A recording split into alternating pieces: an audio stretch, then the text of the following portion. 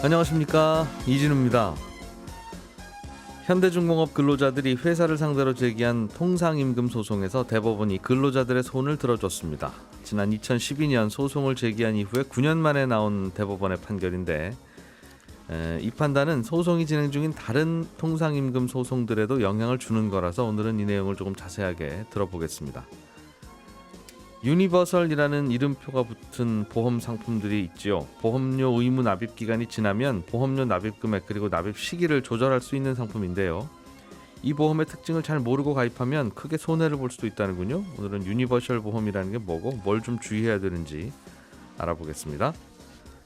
최근에 NFT라는 단어가 뜨거운 단어가 되고 있죠. 쉽게 말하면 이게 디지털 인감 도장 같은 건데 문제는 그 디지털 인감 도장이 진짜인지 가짜인지 그 누구도 검증을 해주지 않고 검증하기도 힘들다는 겁니다. 그래서 최근에 이 NFT를 두고 이런저런 논란들이 또 좀 생기고 있는데 어떤 논란들이 있는지 이 내용도 들여다보겠습니다.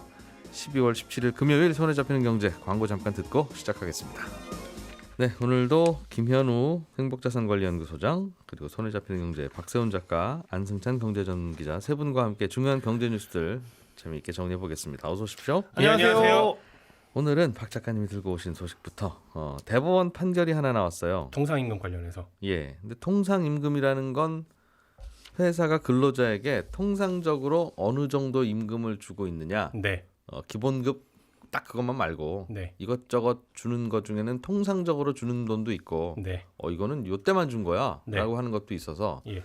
통상적으로 준 게 뭐냐. 그렇습니다. 사실상 근로자가 이거는 그냥 받는 월급이라고 생각하는 거. 네. 그게 간단한 것 같은데 이걸 그게 얼마인지를 따지는 게 참 복잡한 모양이에요. 그렇습니다. 되게 애매합니다. 말씀하신 것처럼 기본급만 통상임금으로 볼지 아니면 예. 각종 보너스, 명절 상여금, 연말 상여금 요거 다 통상임금으로 볼지 이게 애매한데 예. 이게 왜 중요하냐면요. 우리나라 근로기준법을 보면 근로자가 야근을 하거나 잔업을 하거나 휴일에 일을 하면 회사가 수당을 줘야 되잖아요. 그렇죠. 근데 그 수당을 통상임금의 몇 배 이렇게 계산해서 주게 돼 있거든요. 그러니까 기본급 외에 상여금이나 보너스가 통상임금에 포함이 된다고 하면 통상임금이 올라가게 되죠. 네. 그러면 야근 수당, 잔업 수당, 휴일 수당 이런 수당들도 올라가게 됩니다. 네. 회사 입장에서는 그러니까 상여금이 통상임금에 포함이 안 되는 게 좋은 거고 그렇죠. 반대로 근로자 입장에서는 상여금이 통상임금에 포함이 되어야 좋은 겁니다. 예를 들면 계산하기 쉽게 기본급 1,000만 원에 상여금 1,000만 원인 회사가 있고 네. 기본급이 2,000만 원이고 상여금은 0원인 데가 있어요. 있겠죠. 둘 다 연간 받는 돈은 2,000만 원으로 동일합니다. 예. 하지만 기본급 1,000만 원을 통상임금으로 보고 수당을 계산하는 것과 기본급 2,000만 원을 통상임금으로 보고 계산하는 거는 수당 계산할 때 2배 차이가 나잖아요. 그렇기 때문에 이 상여금을 통상임금으로 보느냐 안 보느냐 하는 건 굉장히 중요한 이슈가 되는 겁니다. 근데 그 상여금이 매년 그냥 웬만하면 표현도 참 애매하군요. 매년 나오는 거다. 네. 우리 회사는 그냥 월급 상여금 이렇게 형식만 나눠져 있지. 예. 그냥 다 나오는 거예요. 집에 예. 가서 저 얼마나 벌어오실 거예요? 그러면 2,000만 원 벌어온다고 해도 된다. 예. 그거 안 나온 적 없어 거의. 네. 뭐 그런 거라면 통상임금이고 그렇습니다. 야 이거 보너스가 나올지 안 나올지는 사장님도 몰라. 네. 하는 거면 그거는 통상적으로 받는 네. 보너스는 아니죠. 그렇죠. 그래서 매번 사측하고 근로자 측하고 이거 갖고 싸우는데 법원 판단도 매번 다르게 나왔었어요. 그러다가 예. 2013년에 굉장히 중요한 합의가 하나 나왔는데 대법원 전원 합의체에서 정기적이고 일률적이고 고정적으로 지급되는 수당은 예. 명칭을 뭐로 하든지 간에 이건 그냥 무조건 통상임금이다. 이렇게 기준을 세우자라고 예. 만들었거든요. 예. 그래서 그 기준을 중심으로 이제 지금 통상임금 소송들이 진행이 되고 있는데 다만 당시에 대법원 합의체가 통상임금 기준을 만들면서 꼬리표를 하나 달아놨거든요. 뭐예요? 요 꼬리표 중요합니다. 상여금이 통상임금에 들어가는 걸로 계산을 다시 해서 회사가 근로자에게 추가로 돈을 더 줘야 하는 상황이 생기면 예. 예를 들면 소송해가지고 통상임금에 상여금을 포함시켜라 라고 예. 판단이 나오면 다시 계산해서 그 전에 안 줬던 것들을 줘야 되니까 그러겠죠. 근데 다만 그때 회사가 어려운 상황이거나 어려울 것 같은 경우는 추가본을 안 줄 수도 있다라는 요 꼬리표를 하나 만들어놨었어요. 원래는 줘야 되는데 네. 야 우리가 남이냐 그 네. 너무 냉정하지 않냐 회사도 어려운데 네. 좀 미안하다 그러면 네. 그냥 넘어가야 되는 걸로. 네. 중대한 경영상의 이유라는 이유. 야, 그 법원 판결도 참 모호한 게 하나 달렸네요. 그렇습니다. 그래서 요거 가지고도 매번 판단이 다르게 나오고 있다가 이제 어제 나온 대법원에서 판결은 나옵니다. 뭐였어요? 이게 뭐냐면 근로자 측에서 주장했던 건 현대중공업이 매년 짝수달에 주던 상여금, 예. 연말 상여금, 예. 명절 상여금 다 합쳐서 통상임금으로 인정해 달라. 이게 첫 번째. 두 번째, 이 상여금이 통상임금으로 인정이 되면 그 전에 안 줬던 수당들 계산해서 추가로 더 달라. 요 두 가지였거든요. 예. 1심 법원은 근로자 측에 손을 들어줬습니다. 매년 줬던 상여금은 통상임금이 맞고 통상임금 맞으니까 그 전에 줬던 수당 다시 계산해서 예. 그동안 안 줬던 추가 수당 회사가 근로자에게 줘라라고 판결을 했어요. 1심은. 예. 2심은 판단이 달라집니다. 상여금을 통상임금으로 봐야 한다는 건 1심이랑 비슷한데 그러니까 짝수달에 주던 홀수달에 주던 매번 정기적으로 주는 건 이건 그냥 월급으로 본다. 그렇습니다. 예. 그리고 참고로 하나 더 말씀드리면 2013년에 대법원 저반 합의체가 기준 만든 이후에는 예. 상여금 매년 주던 거는 그냥 이제 통상임금으로 보는 쪽으로 판결이 나오긴 해요. 그거는 쟁점이 아닌데. 이제는 거의 쟁점이 아닙니다. 예, 다만 예, 아까 예. 말씀드렸던 그 꼬리표 있죠. 회사가 어려울 경우에는 계산 다시 해서 줘야 되는 거. 그거 소급해서 받냐 안 받냐. 2심에서는 안 줘도 된다고 판단했습니다. 왜냐하면 2심 판결이 2016년 1월에 나왔거든요. 예. 2015년 현대중공업의 연간 영업 손실이 1조 원이었습니다. 예. 그러니까 법원이 볼 때는 아우 영업 손실 1조 원인데 여기서 지금 추가로 더 달라는 게 대략 한 6천억 정도 되거든요. 예. 6천억을 더 주는 건 굉장히 크다. 회사에게 타격이 크다. 그러니까 이 경우는 꼬리표에 따라서 안 줘도 된다라고 판결을 한 겁니다. 사실 그 꼬리표가 아유 회사가 어려운데 근로자가 참아 뭐 이제 이런 그 그런 목적 내지는 개념이라기보다는 네. 옛날에도 이거는 그냥 상여금이나 혹은 이런 것들은 통상임금으로는 계산 안 해서 네. 야근수당, 잔업수당 할 때는 이런 건 그냥 안 주는 걸로 그렇죠. 너도 알고 나도 알고 서로 다 사실 다 알고 지냈던 건데 사실 합의했던 거였죠. 갑자기 이걸 다르게 명분으로 들이세면 네. 이거 그럼 그 우리 서로 매일 얼굴 보고 그 얘기 서로 뻔히 안 하기로 하고 한 건데 야 이건 좀 그렇지 네. 라는 개념이 들어간 거죠. 그렇죠. 어. 그런 개념 하에서 이제 그러니까 회사가 앞으로는 잘하되 어려워진다면 네. 옛날 거는 뭐 여러분 잘못도 있지 않습니까? 네. 하는 개념일 텐데 그렇습니다. 아무튼 대법원 판단은 1심하고 똑같이 나왔습니다. 근로자들 손 들어준 건데 예. 대법원 판결의 핵심은요.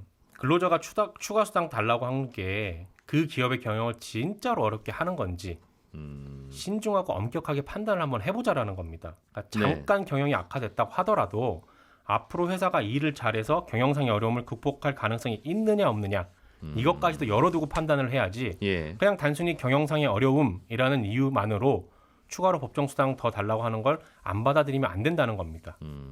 그래서 어제 나온 대법원의 판단은 이제 지금 진행 중이거나 앞으로 제기될 다른 통상임금 소송에도 영향을 미치게 될 텐데 기업 입장에서는 사실 기업 입장에서는 또 정가의 보도로 사용했던 게 경영상의 어려움이었거든요. 어렵긴 어려워지죠 사실은. 큰 돈 나가면. 예. 단순히 경영상의 어려움이라는 것만으로는 안 되고 이제는 네. 실제로 어느 정도로 어렵고 그게 앞으로 어느 정도로 극복이 안 되고 그래서 줄 수 있는지 없는지를 더 명확하게 꼼꼼하게 따져보라라는 게 어제 나온 대법원 판결의 핵심입니다.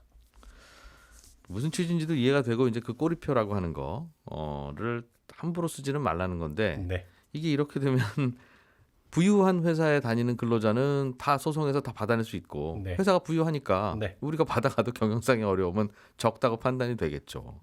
어려운 회사 다니는 안 그래도 어려운 근로자는 어렵다는 이유로 또 못 받는 거잖아요. 예. 이건 근로자의 권리인 건데 네. 우리나라는 이게 항상 예를 들면 무슨 근로기준법이 생기면 30인 이상 또는 500인 이상 사업장에 다니는 근로자는 다 혜택 다 받고 5인 미만 사업장은 어렵다는 이유로 다 뭐 휴가도 못 가고 퇴직금도 못 받고 그게 그 법이라는 건 어려우면 만들지 말든가 네. 만들었으면 다 지키게 해야지. 사실은 어려운 근로자 도우려고 만든 법들인데 어려운 근로자는 예외. 항상 이렇게 만들어지면 네. 어떡할 건가? 계속 이런 체계들이에요. 그렇습니다. 그렇습니다. 그러시면 어렵네요. 어렵습니다. 알겠습니다. 이유가 있겠죠.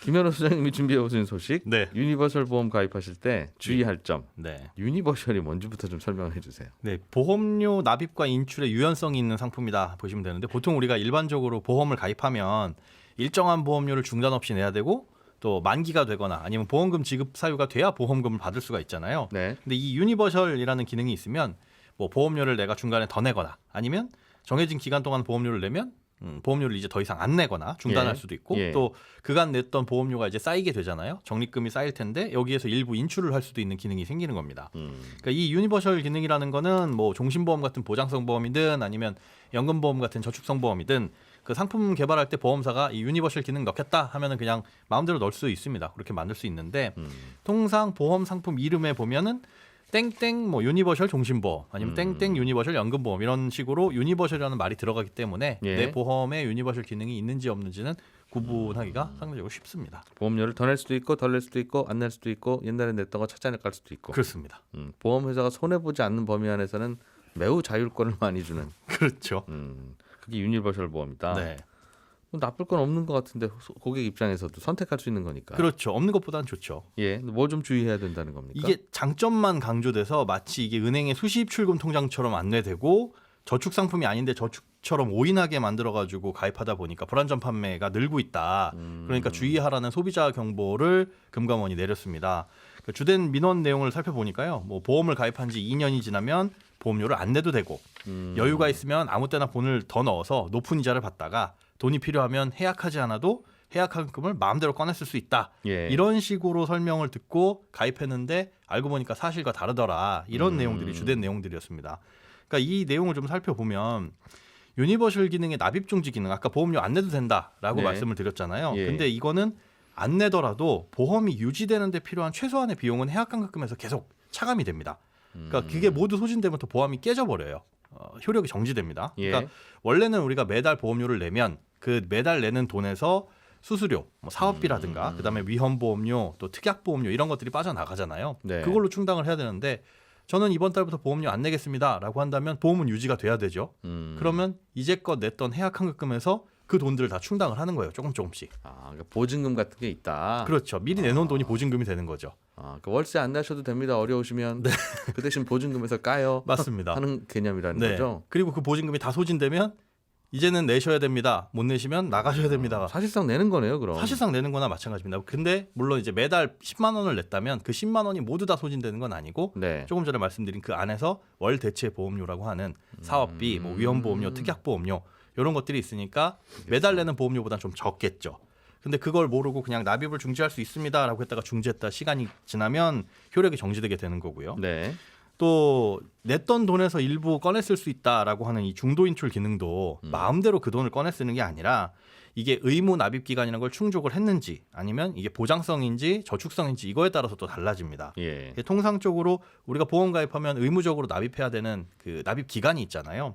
이걸 만약에 안 채우고 중도 인출을 하게 되면 여지껏 냈던 보험료 중에 추가로 납입한 보험료 내에서만 꺼냈을 수 있게 만들거나 아니면 의무 납입 기간을 채웠다라고 한다면 그때서야 이제 해약환급금 이내에서 뽑았을 수 있도록 만들어놨거든요. 그러니까 낸 돈이 곧 꺼냈을 수 있는 돈은 아니라는 거죠. 꺼냈을 수 있는 돈은 내가 이걸 보험을 깼을 때 받을 수 있는 돈 중에 일부 이렇게 정해놨기 때문에 정해져 있다. 그렇죠. 수시입 출금 통장과는 완전히 다르고 특히나 보장성 보험 같은 경우에 이렇게 중도 인출을 하게 되면 보험금이 줄어들거나 아니면 보장 기간이 짧아지는 상품들도 있어서 좀 주의를 해야 됩니다. 이미 가입하신 분들이나 네.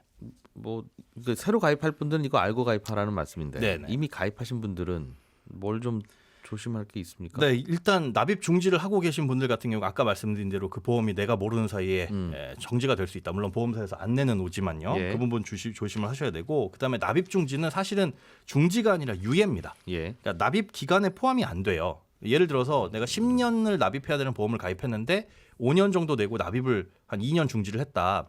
그러면 10년 납입해야 되는 기간 중에 지금 7년이 지났으니까 3년만 남았냐 이게 아니라 2년 동안 중지한 기간은 내야 될 5년을 그냥 뒤로 밀어놓은 겁니다. 그러니까 내야 될 돈은 똑같다라고 보셔야 되는 거고 네.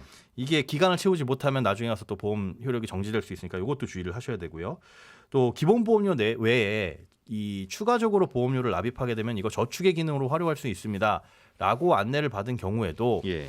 추가로 납입하는 돈의 수수료가 얼마나 차감되는지 이것도 살펴보셔야 돼요. 그러니까 보험이라는 거는 공시이율, 적용이율이 있는데 그게 통상적으로 은행의 이율보다는 표면적으로 숫자는 높거든요. 은행 예금이율이 뭐 1.5%다. 그럼 보험은 1%포인트 높은 한 2.5% 이렇게 보여지기는 합니다. 네. 근데 수수료 차감하고 나면 실질적인 이율은 그보다 더 낮아질 수 있으니까 은행 적금 넣으면 수수료 없이 손해 없이 들어가는데 이 추가 납입을 했을 때 아니다. 수수료를 떼고 들어가게 되면 실제로는 더 손해가 발생할 수 있으니까 조심하셔야 되고 중도 인출 같은 경우에도 보장을 최초 계약대로 받으려면 여지껏 꺼냈었던 돈을 채워 넣어야 되는 경우들도 있으니까 이런 부분에 대해서 페널티는 없는지 꼭 확인을 하시고 이 기능을 활용을 하셔야 됩니다. 아유 복잡해라. 네. 복잡한데 최근 들어서 민원이 크게 많이 발생하고 늘고 있다 있다고 이거죠. 네, 금감원이 보도자료를 내놨습니다. 이렇게 좋아할 리가 없어요. 그렇죠. 그런 상품들은. 네. 획기적인 보험이 나올 가능성은 예. 또 그걸 기대하는 것도 또 무리이기도 하고. 예. 예. 안승찬 기자가 들고 온 소식도 재밌습니다. 네. NFT라고 하는 게 디지털 파일에다가 뭐 우표 같은 거나 인감 도장 같은 거 하나 찍으면 그렇죠. 세상에 이거밖에는 없는 거야. 네. 이게 유일무이해라고 예. 해서 비싼 값에 거래되는 그거라고 들었는데 네. 이거 왜 우리 거에다가 네가 네 NFT를 찍어서 네가 파니? 유창 이상한 친구네. 하는 네. 그런 논란이 있나 봐요. 그렇습니다. 뭐 NFT 많이 들어보셨을 텐데 아주 간단하게만 설명드리면 예. 영어로는 이게 non-fungible 토큰의 약자예요. 직역하면 펀저블 하지 않은 토큰이잖아요. 예. 펀저블이 어떤 뜻이냐면 다른 걸로 대체할 수 있는 거냐. 그건 펀저블한 겁니다. 예를 들어서 내가 스마트폰으로 뭐 어떤 사진을 하나 찍었어요. 예. 근데 박세훈 작가 그거 보고 와 멋있다. 바꿔줘라. 그럼 뭐 바꿔줘도 둘 다 똑같은 거잖아요. 예. 이렇게 바꿔도 저렇게 바꿔도 똑같다. 예. 이거는 이제 펀저블한 거죠. 근데 반대로 넌 펀저블한 거, 대체가 안 되는 것들은 예를 들면 모나리자 그림. 이거 야 이거 그림 모나리자 그림이랑 진짜 비슷한 건데 우리 둘이 바꾸자. 그럼 이상한 거잖아요. 원본하고. 그건 대체가 안 되는 거죠. 예. 예를 들면 옆집 강아지가 있는데 우리 집 강아지랑 똑같이 생겼네. 우리 서로 바꾸자. 이러면 안 되잖아요. 그러니까 이런 것들은 현실 세계에 있는 건 대부분 non fungible 거, 대체가 안 되는 게 맞습니다. 그래서 현실 세계는 대체로 그런 거고 디지털 세계는 복사가 잘 되니까 서로 바꿀 수 있는 게 많은데 예. 문제는 현실에 있는 걸 NFT로 옮기는 과정. 예. 그러니까 NFT가 토큰을 도장을 찍어주고 이거는 세상에 하나밖에 없는 겁니다. 이렇게 해주는 건데 이 예. 과정에서 저작권 이슈가 발생하는 거예요. 어떤 일이 벌어진 거예요? 최근에 무슨 일이 있었냐면 그 프랑스의 명품 브랜드 에르메스라는 브랜드에서 이제 예. 버킨백이라는 대표적인 핸드백이 있습니다. 예. 근데 이거는 대체 불가능한 상품이죠. 왜냐하면 똑같이 벗겨서 만들면 야 똑같긴 한데 이건 짝퉁이야 이렇게 되는 거잖아요. 근데 어떤 작가가 이 에르메스의 그 핸드백 사진에다가 살짝 자기가 색깔만 바꿔가지고 네. 이걸 NFT로 딱 찍어서 이건 내 거니까 하고 이걸 판 거예요. 네. 그래서 이게 굉장히 잘 팔렸고 우리 돈으로 한 10억 원어치 팔렸는데 그 사진이 그렇습니다.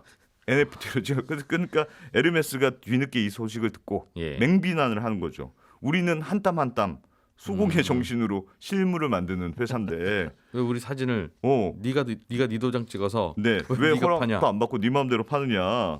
이렇게 이러면 저작권 위반, 상품권 위반 아니냐는 게 예. 이제 주장한 거고 예. 그 작가 입장에서는 그게 어떻게 네 거냐? 나도 나름대로 색깔도 좀 바꿨다. 그러니까 이거는 나의 고유한 NFT 창작물이다. 야. 이렇게 논란이 벌어져. 뭐 최근에 사실 NFT 거래라는 게 누구나 올릴 수 있다 보니까 또 거래도 활발하다 보니까 이런 사례들이 굉장히 많습니다. 사실 그림을 뭐 그릴 때는 그 뭐 명품 가방들의 네. 그림을 그려도 되죠. 작가가. 그렇죠. 그 작가 그린 거니까. 음. 그리고 팔아도 되죠. 그럼 그 작가의 그림이죠. 네. 그렇긴 한데 그걸 사진을 찍으면 네. 그럼 그 작가의 사진인 거냐 아니면 그거냐가 모호해진다. 이게 굉장히 애매해요. 예를 들어서 어떤 되게 우리나라에서도 최근에 그런 일이 있었는데 뭐 이중섭이라는 예를 유명한 화가 그림을 가지고 예. 디지털로 NFT로 바꾸겠다는 시도가 있었는데 사진 찍어서 붙이면 되니까. 그렇죠. 예. 그런데 이제 그때 뭐가 논란이 됐냐면 그 화가들의 유족들이 이건 저작권 위반이다. 네. 문제를 제기해서 이게 해프닝이 됐었던 적이 있어요. 문제는 예를 들면 내가 그 그림 소유권자들한테 허락을 받았다. 이 NFT로 만든 사람들 입장에서 그렇게 주장을 했는데 소유권과 저작권은 다른 거 아니냐. 그러니까 네가 갖고 있는 거는 네가 돈 주고 샀으니까 오케이. 근데 그걸 다시 그림으로 올려서 NFT로 만들면 새로운 저작권이 생기는 셈이니까 이건 저작권 위반이다. 네. 이렇게 주장하는 거예요. 요건 그나마 약간 좀 문제가 된다고 보는데 더 애매한 건 어떤 개념이냐면 예를 들면 어떤 유명한 미술가가 그림을 그리는 걸 그 영상을 찍었어요. 그래서 그걸 NFT로 옮겼는데 이거는 내가 영상을 찍은 거니까 이건 내가 올릴 수 있는 거 아니냐. 근데 그 이제 미술 그 작가는 이건 나한테 있는 거지 그렇게 마음대로 할 수 있느냐. 그런 논란들이 많습니다. 야. 네, 저는 이어지는 11시 5분에 손에 잡히는 경제 플러스에서 뵙습니다. 고맙습니다.